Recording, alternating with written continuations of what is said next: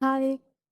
ඔයටත් තියෙනවද ටික වෙලාවක් හිටගෙන ඉඳිද්දි හරි නැත්නම් පඩිපෙරක් නැගිද්දි හරි එන දණහිස් වේදනාවක්? මේක ආතරයිටිස් වෙන්නත් පුළුවන්ද? මේ වීඩියෝ එක දණහිස් වේදනාව තියෙන ඔයාට. ගොඩක් කලික් ඉල්ලලා තිබ්බා දණහිස් වේදනාව ගැන වීඩියෝ එකක් කරන්න කියලා. මම අද කරන්න හිතුවේ දණහිස් වේදනාව පිළිබඳව. දණහිස් වේදනාව කියන්නේ මොකක්ද? දණහිස් වේදනාව ඇති වෙන්නේ කොහොමද? ඒක ආතරයිටිස් කියලා අපි අඳුරගන්නේ කොහොමද? වගේම මේ සඳහා ගෙදරදීම කරගන්න පුළුවන් බෞද්ධ චිකිත්සක ව්‍යායාමත් මම මේ වීඩියෝ එකෙන් කියලා දෙනවා. ඉතින් දිගටම රැඳිලා ඉන්න මාත් එක්ක. මම ප්‍රශාන්ති කෝදාගොඩ වෛද්‍ය සභාවේ ලියාපදිංචි උපාධිධාරී බෞද්ධ චිකිත්සකවරිය. අපි දණහිස් හන්දිය හැදිලා තියෙන්නේ ප්‍රධාන වශයෙන්ම අස්ථි වර්ග තුනකින්. ටිබියා, ෆීමර්, ඒ වගේම චූලි බෝන් එක පැටෙල්ලා. මෙන්න මේ අස්ථිවලට අමතරව මේ අස්ථිය කවර් කරගෙන ඉන්නේ ආවරණය කරගෙන ඉන්නේ මසල්ස්, ටෙන්ඩන්ස්, ලිගමන්ට්ස් වලින්. මේවට අපි සිංහලෙන් කියනවා මාංශ පේශී කණ්ඩරා බන්ධනය කියලා. මේ දණහිස් හන්දියේ හැදිලා තියෙන කොටස් වලින් එක් දෙයකට හරි අපේ අනතුරකින් මොනවා හරි දෙයකින් ඩැමේජ් එකක් වුණොත් මෙන්න මේ දණහිස් සමාරුව එයාට හැදෙන්න පුළුවන්. ඒක ක්‍රීඩා අනතුරක් වෙන්න පුළුවන්. ඔයාලා ඉස්සර වැටිලා දණහිස වැදෙන්න පුළුවන්. මේකෙදි ෆ්‍රැක්චර් එකක් වෙන්න පුළුවන්. මසල් එකක් එරෙන්න පුළුවන්. මෙන්න මේ හේතු නිසා ඔයාට දණහිස් වේදනාව එන්න පුළුවන්. මම අද කතා කරන්නේ නම් ඒ ගැන නෙවෙයි. ඒ ගැන මම වෙන වෙනම වීඩියෝස් දාන්නම් ඒ එක් එක් ඉන්ජරීස් සහ ඒවායේ ප්‍රතිකාර පිළිබඳව. අද මම කතා කරන්නේ ආතරයිටිස් නිසා ඇතිවෙන දණහිස් වේදනාව. මෙතෙන්දී අපිට ආතරයිටිස් වර්ග දෙකක් විශේෂයෙන්ම තියෙනවා ඔස්ටියෝ ආතරයිටිස් අනිත් එක රුමටොයිඩ් ආතරයිටිස්. රුමටොයිඩ් ආතරයිටිස් වලදී වෙන්නේ අපේ ඇගේ තියෙන ප්‍රතිශක්තිකරණ පද්ධතිය මගින්ම සන්ධි සෛල ස්නායු සෛල වලට පහර දීම. එතකොට අපේ සන්ධි වල අස්ථි අතර තියෙන කාටිලේජ් එක ගෙවීමට ලක්වීම මෙතනදී සිදු වෙනවා. ඔස්ටියෝ ආතරයිටිස් වලදී වෙන්නේ අපේ බෝන්ස් වල. ඒ කියන්නේ දණහිස් සාම්රිය හැදිලා තියෙන ටිබියල් බෝන් එක සහ ෆීමර් බෝන් එක අතර තියෙනවා පොඩි කාටිලේජ් ස්තරය. අන්නේ කාටිලේජ් ස්තරයෙන් තමයි අපි ෆීමර් එක සහ ටිබියා එක කියන්නේ අපේ අස්ථි දෙක එකිනෙක ගැටෙන්නේ නැති වෙන්න තියාගෙන ඉන්නේ. මොකද අපේ චලනවලදී මේ දෙක නැමෙනවා, දිගහැරෙනවා. මෙතෙන්දී අපේ බෝන්ස් දෙක එකිනෙක හැප්පෙන්න, ගැටෙන්න නැති වෙන්න කාටිලේජ් ස්තරය මැදින් තියෙන නිසා එයා උදව් කරනවා මේ චලන හරිම ස්මූත් විදියට ගෙනියන්න. ඔස්ටියෝ ආතරයිටිස් කියන්නේ ආසාදනමය තත්ත්වයක්. මේ කාටිලේජ් එක ගෙවෙන්න හේතු වෙන්නේ මොනවද කියලා දැන් අපි බලමු. අපේ වයසත් එක්ක ඒ කියන්නේ අපේ වයස වැඩි වෙන්න මේ කාටිලේජ් ස්තරය ක්‍රමයෙන් ගෙවීමට ලක් වෙන්න පුළුවන්. ඒ වගේම අධික තරබාරුවත් එක්ක දණහිසට යන බර වැඩි වෙන නිසා මේ කාටිලේජ් ස්තරය ගෙවෙන්න පුළුවන්.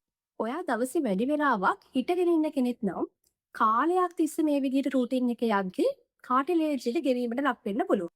මෙන්න මේ වගේ හේතු නිසා අපිට ඔස්ටියෝ ආතරයිටිස් නී එකක් ඇති වෙන්න පුළුවන්. දැන් බලමු මේ වේදනාව අඳුරගන්නේ කොහොමද කියලා. පඩිපෙළක් නැගිද්දි හරි වැඩි වෙලාවක් හිටගෙන ඉඳිද්දි හරි වාඩි වෙලා ඉඳලා නැගිටිද්දි හරි ඔයාට දණහිස් වේදනාව එනවනම් මේ ඔස්ටියෝආතරයිටිස් නී එකක් ඔයාට තියෙන්න පුළුවන්. ඒ වගේම විශේෂම දේ තමයි ස්වෙලින් එකක් නැත්නම් රෙඩ්නස් එකක්. ඒ කියන්නේ දණහිස් අවට ඉදිමීමක් සහ රත් වීමක් ඇති වෙන්න පුළුවන්. මොකද මේක අසාධනමය තත්ත්වයක් නිසා. කාලයක් තිස්සේ ඔයාට ලක්ෂණ තිබ්බනම් රතු වෙලා තියෙනවා, ඉදිවිලා තියෙනවා, ඔයාට නෝට් වෙලා තියෙනවා. දැන් ඔයා අනිවාර්යයෙන්ම වෛද්‍ය ප්‍රතිකාරවලට සහ ෆිසියෝതെරපි ප්‍රතිකාරවලට යොමු වෙන්න ඕනේ. වෛද්‍ය ප්‍රතිකාරවලදී ආසාදනමය තත්ත්වය පාලනය කරනවා වගේම ෆිසියෝതെරපි ප්‍රතිකාරවලදී දණහිස යථා තත්ත්වයට පත් කරගන්න අවශ්‍ය ඒ වගේම මසල් ස්ට්‍රෙන්ත් එක පවත්ව ගන්න අවශ්‍ය ව්‍යායාම ඔයාටම හරියන විදිහට ඉන්ඩිවිජුවලයිස් ප්ලෑන් එකක් හදලා දෙනවා. දැන් අපි බලමු ආතරයිටිස් නිසා ඇතිවන දණහිස් වේදනාවට ගෙදරදීම කරගන්න පුළුවන් ෆිසියෝതെරපි ව්‍යායාම මොනවද කියලා. අපේ පළවෙනි ව්‍යායාමය තමයි ක්වඩ්‍රයිසෙප් ප්‍රෙස්. මේක අයිසොමෙට්‍රික් එක්සර්සයිසස් වලට අයත් එකක්. ඉතින් අපි නී එක නම් දණහිස යටින් කොට්ටයක් හරි රෝල් කරලා ටවල් එකක් හරි තියලා යටට තද කරගෙන ඉන්න එක තමයි කරන්න ඕනේ. එකේ ඉඳන් 10 වෙනකන් ගණන් කර කර තද කරන්න පුළුවන්. ඒ කියන්නේ 10 seconds අපි තද කරගෙන ඉන්න ඕනේ. ඒ වගේ වාර රෙපිටේෂන් 10ක් එක කකුලකට කරන්න ඕනේ. එතකොට කකුල් දෙකටම 10 ගානේ රෙපිටේෂන් 20ක් කරන්න ඕනේ. මෙතෙන්දී අපේ පේන් එක අඩු වෙනවා. ඒ වගේම දණහිසට උඩින් තියෙන මාංශ පේශිය ශක්තිමත් වෙනවා. අපේ දෙවෙනි ව්‍යායාමය තමයි ඇඩක්ටර් ප්‍රෙස්. මෙතෙන්දිත් අපි අයිසොමෙට්‍රික් නී ප්‍රෙස් එකක්මයි වෙන්නේ.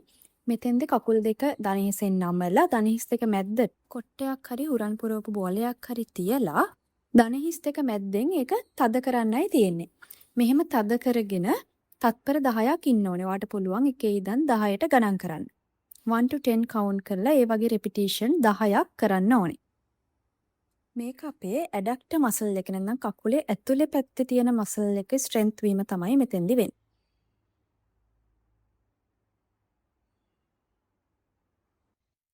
අපේ තුන්වෙනි ව්‍යායාමය තමයි නී එලෙවේෂන්. මෙතෙන්දී අපි කරන්නේ වාඩි වෙලා ඉඳගෙන දන හිස ඉහළට එසවීම. මෙතෙන්දී හයියෙන් අපි කරන්නේ නැහැ මේ ව්‍යායාමය. හරිම ස්ලෝලි තමයි කරන්න ඕනේ. ස්ලෝලි උස්සන්න ඕනේ දන හිස. ඒ වගේම ස්ලෝලි පහත් කරන්න ඕනේ. මේක එක කකුලකට රිපිටේෂන් 15ක් 20ක් ප්‍රමාණයක් කරන්න ඕනේ. හරි. මම අර කලින් කියපු එක්සර්සයිසස් නී එක අවට උණු වතුරෙන් තවල කරන්න පුළුවන් නම් ගොඩක් හොඳයි. මේකට ටවල් එකක් යූස් කරන්න පුළුවන්. නැත්නම් පොට්ටුවට බෑග් එක යූස් කරන්නත් පුළුවන්. ඒ වගේම ඔයා මෙතනදී නොකළ යුතු දේවල් ටිකක් තියෙනවා. ඔයා ගොඩක් බර උස්සන්න යන්න හොඳ නෑ. ඒ වගේම වැඩි වෙලාවක් හිටගෙන ඉන්න කෙනෙක් නම් ඒක චුට්ටක් ලිමිට් කරන්න ඕනේ. පැය භාගයකටවත් ඔයා ගිහලා චුට්ටක් වාඩි වෙලා ඉඳලා ඇවිදලා ඇවිල්ලා පොඩ රිලැක්ස් වෙන්න ඕනේ. ඔයා එක දිගට වාඩි වෙලා ඉන්න කෙනෙක් නම් ඒත් ඔයා පරිස්සම් වෙන්න ඕනේ. මොකද ඔයාගේ පුප්පට් එක එකම විදියට තියාගෙන ඉන්න හොඳ නෑ. එතකොට ඔයා පොඩ්ඩක් පැය භාගයකට ඇවිදලා ඉන්න පුළුවන්. ඒ වගේම ඔයා ඔබේසිටි ඒ කියන්නේ තරබාරුකමින් පෙළෙන කෙනෙක් නම් ඔයා මේ සඳහා ගත යුතු ක්‍රියාමාර්ග ඉක්මනින්ම ගන්න ඕනේ. වගේ බර අඩු කරගන්න ඕනේ. මේ ඒ ටික තමයි නොකළ යුතු විශේෂ දෙයකට මට මතක් වෙන්නේ. අනිත් විශේෂම කාරණය තමයි අර මම කලින් කිව්ව විදිහට දවසක් තුන්වතාවක් උණු වතුරෙන් තවලා මේ ව්‍යායාම ටික හරියටම ටික හරියටම සති දෙකක් කරාට පස්සේ මම ඊළඟ වීඩියෝ එකේ කියන්නේ ඊළඟ ස්ටෙප් එකට කරන්න ඕන ව්‍යායාම ටික වීඩියෝ එකකින් දාන්න බලාපොරොත්තු වෙනවා. ඊළඟ මේ ව්‍යායාම ටික කරලා මට කමෙන්ට් අනිවාර්යයෙන්ම කමෙන්ට් එකක් දාන්න කොහොමද ප්‍රතිඵල කියන වගේම ඔයාලගේ සජෙෂන්ස් තියෙනවා නම් හැමදාම කියනවා වගේ ඒ ටොපික්ස් කමෙන්ට් බොක්ස් එකේ දාන්න. ඒ වගේම මගේ වීඩියෝ එක ලයික් කරන්න, තව කෙනෙක්ට බලන්න දැනුවත් වෙන්න ෂෙයා කරන්න. මාව සබ්ස්ක්‍රයිබ් කරලා තියාගන්න. මම මේ වගේ වටිනා වීඩියෝ ගොඩාක් ඉස්සරහට ගේන්න බලාපොරොත්තු වෙනවා.